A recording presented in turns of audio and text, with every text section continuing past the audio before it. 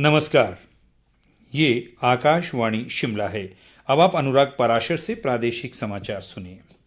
राज्यपाल शिव प्रताप शुक्ल ने पर्यावरण संरक्षण के लिए संरक्षित व संतुलित विकास की आवश्यकता पर बल दिया है। वे आज राष्ट्रीय प्रौद्योगिकी संस्थान हमीरपुर में आयोजित उत्तर क्षेत्र पर्यावरण कार्यशाला में बोल रहे थे। उन्होंने कहा कि आज जलवायु परिवर्तन वैश्विक चिंता का विषय है, जिसका सीधा असर मानव जीवन पर भी पड़ता है। राज्यपाल ने कहा कि उत्तरी क्षेत्र में तेजी से हो रहे शहरीकरण, औद्योगिकीकरण, जनसंख्या वृद्धि सहित अन्य गतिविधियों से पर्यावरण संतुलन बुरी तरह प्रभावित हो रहा है। उन्होंने जलवायु परिवर्तन को भी भविष्य के लिए बड़ा खतरा बताया और कहा कि हिमालयी क्षेत्र ग्लोबल वार्मिंग के प्रभावों के लिए विशेष रूप से संवेदनशील है। संयुक्त राष्ट्र ने इस वर्ष को अंतर्राष्ट्रीय मोटा अनाज वर्ष के रूप में घोषित किया है। ऐसे में मोटे व पोषक अनाज को बढ़ावा देने के लिए निरंतर प्रयास किए जा रहे हैं। प्रदेश में भी सरकार ने इस वर्ष करीब 4,500 हेक्टेयर क्षेत्र में पोषक अनाजों के उत्पादन का लक्ष्य रखा है। मुख्यमंत्री सुखविंदर सिंह सुक्खू ने शिमला में बताया कि इसके तहत किसानों को निःशुल्क 35,000 मिनी किट उपलब्ध करवाए जाएंगे। उन्होंने कहा कि मोटे अनाज के उत्पादन के लिए किसानों को 80% उपदान पर बीज भी मुहैया करवाया जाएगा। मुख्यमंत्री ने बताया कि सरकार प्रदेश में प्राकृतिक खेती को बढ़ावा देने की दिशा में भी काम कर रही है। उप मुख्यमंत्री मुकेश अग्निहोत्री ने कहा है कि प्रदेश सरकार आम आदमी की सेवा के एजेंडे पर आगे बढ़ रही है।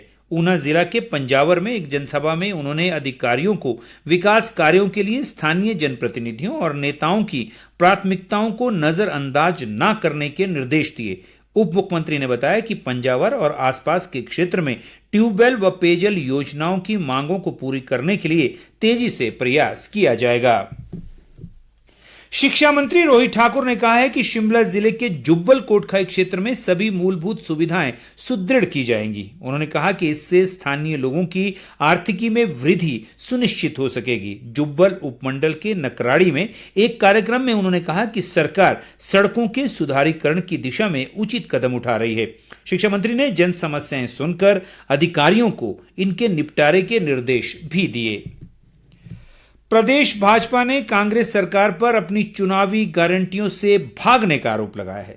पार्टी के मुख्य प्रवक्ता रणधीर शर्मा, महासचिव त्रिलोक कपूर और राकेश जम्वाल ने एक संयुक्त बयान में कहा कि सरकार अपने चुनावी वादे पूरा करने में पूरी तरह विफल रही है। इन नेताओं ने आरोप लगाया कि लोकसभा चुनाव के चलते कांग्रेस नेता जनता का ध्यान भटकाने के लिए केंद्र सरकार पर दोषारोपण कर रहे हैं। उन्होंने कहा कि सच्चाई ये है कि प्रदेश में इस समय सभी योजनाएं केवल केंद्र द्वारा स्वीकृत धनराशि पर ही चल रही हैं।